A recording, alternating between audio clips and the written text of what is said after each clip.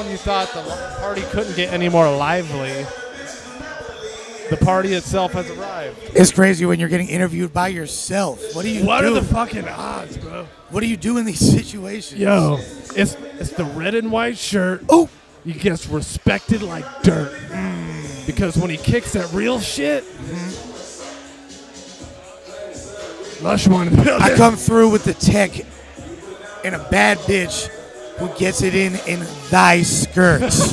Thy skirt. Okay, so I write my Lush intros beforehand. I have to make sure 4 multis are in line. But I feel like you just kind of talk into a microphone and it, like on camera, and it happens. Man, as far as like it just comes to life. Even though I was born in LA, and I was fucking bitches at a young age. Were you? Macking since an early age, like Bun B. You feel me? In my Thundercat undies. You feel me? But at that point, I was only knocking down an occasional broad. But when I moved to the Bay Area, the pimp game was instilled in me. The pimp game was super tough instilled in me. If I had grown up in the Bay Area, 100% I would have been a pimp. Especially in Oakland. Like, it's the world's oldest profession, and they seem to be in touch with it out here. I feel like being a pimp in Oakland would be the hardest place to be a pimp, because aren't there the most there? You know, well, like an oversaturated market type deal. It's kind of like this. You're it's like out of corners to run. Well, that's a good question, but it comes down to supply and demand principle.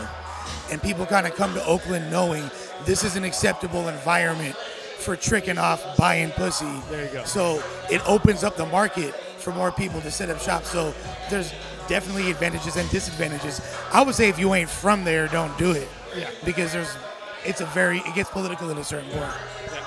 So, you know, if an out-of-town flyboy comes in and tries to post up with his bottom bitch on the busiest street corner in Oakland, how do you think that would fare? First things first, you know, you gotta make a bitch earn her wings on the internet before you even step one. You know what I'm saying? Before you trust her to fly by herself. You know what I'm saying? Because a lot of pimps are chili bowl pimping, waiting at the local diner across the street. You feel me? Keeping their mugs warm, and as soon as you vanish, they finna be on that bitch. And guess what? If she's looking around and not down, it's all biz ad. And then that bitch just done shows up. Have you ever thought about writing a book? Yeah, but I have to learn how to read first. You got that Mayweather thing where you make money so you don't need to know how to read. Yeah, no. Honestly, like I would like to, absolutely. And you know, writing is a passion of mine, and colorful language, and I've always thought doing things like, at least attempting to do things like be in the public sphere, do music, etc., be involved in hip hop and shit like that, while I'm still young enough to pretend I'm sexy. For sure. Because and then write a book about it when it's all done, if there's a few marbles still rolling around. Yeah. If not, you know what I'm saying, a motherfucker like Robo will do it for me.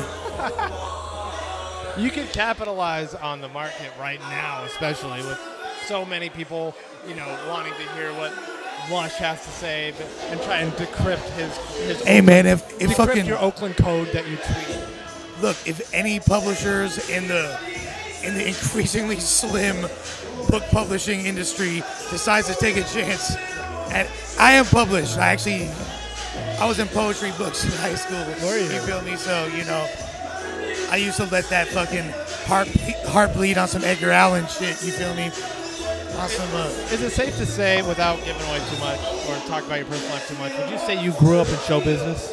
Yeah, absolutely, of course. Do you think that kind of carved your niche in hip-hop and just kind of how you perceive things? Because you're not like, you weren't some orphan who discovered glitz and glamour when they were 21. You were kind of brought up with an element to it. Well, the thing is like this. That's a good question. It shapes my perspective on everything I do. So doing something as audacious as even attempting to have a rap career as a white kid from West LA in the 90s, and even thinking that was a suitable path in life, was obviously formed by the thinking outside the box and reaching for the stars mentality that Hollywood fosters, for better or for worse. Because I was raised with that. Do you feel like taking Adderall since you were 13 made you a bit of a genius? I mean, I either did or fucking calcified my pineal gland, right? Stay woke. Do you feel like there's a pedophilia problem in Hollywood? I mean, there's a pedophilia problem in society. Yeah.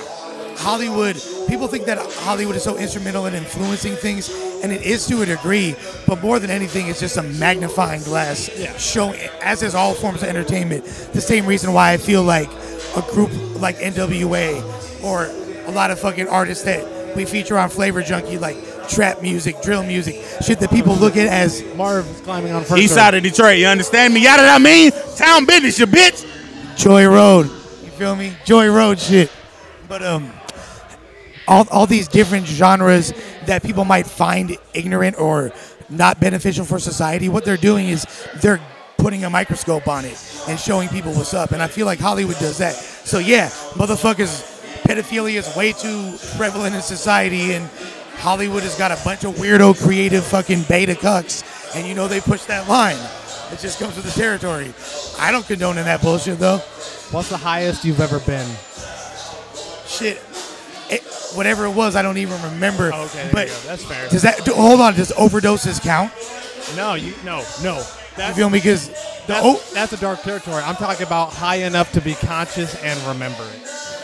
Because if you talk about how drunk you got, it's when you blacked out and shit on yourself. But I'm talking about in the realm of enjoying yourself. The Basque region of Spain, I was performing at a festival in 2012, like not far from. It was after we had just come from the Swiss Alps and the French Alps. And then I was in the Basque region of Spain, right near France. They had their own language, and I could speak it fluently. It's like an obscure dialect of Spanish, but like from this region that has like a great aversion towards Spanish and French culture. And they forged their own niche, and they were like, and I could, when I was high enough, I could speak it fluently. And I was like, I parachuted like 5 Mollies. I was off a bunch of like their cheap ass stepped on blow, and I was pouring fucking Jack Daniels on my head, absorbing it through my fucking pores. This was last week? It's 2012. Oh wow. To my recollection.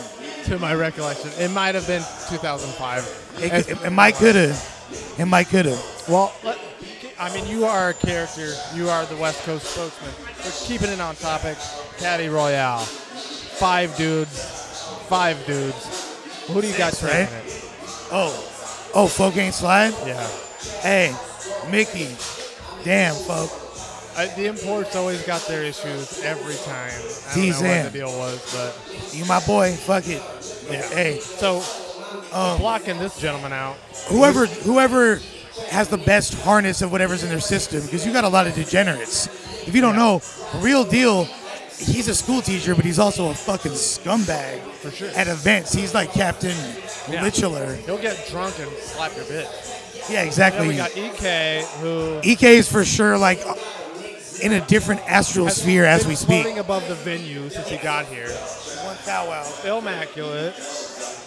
Is ILLMAC funny enough to win? He's the best rapper, but is he funny enough? Marv is the funniest person in conversation. Yeah. But with his rapping, is not as funny as he is when he's talking. Yeah. So is he going to be able to find that balance while being lyrical? Agreed. Marv is conversationally hilarious. He is way funnier conversationally than he is in battles. And he's funny in battles, but... In conversation, Frank Stacks is a very welcoming, friendly dude and will completely... He's not as funny as he is in battles. He will destroy your life comedically. I think Stacks, I already put my money on Stacks. Yeah? I think that's a fair bet. He won the last one. Like, even though it ain't no money being put on it, I'm just saying, like, hypothetical Stacks on Stacks. As somebody like you who hasn't battled in forever, does the idea of battling 5 dudes with 60-second time limits appeal to you enough to say, I could do that? That sounds like a good time. You know there's bitches here that are porn stars, right? Of course.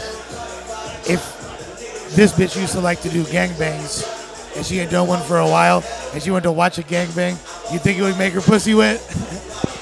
It might. It might. Nostalgia will get you. That's how I feel.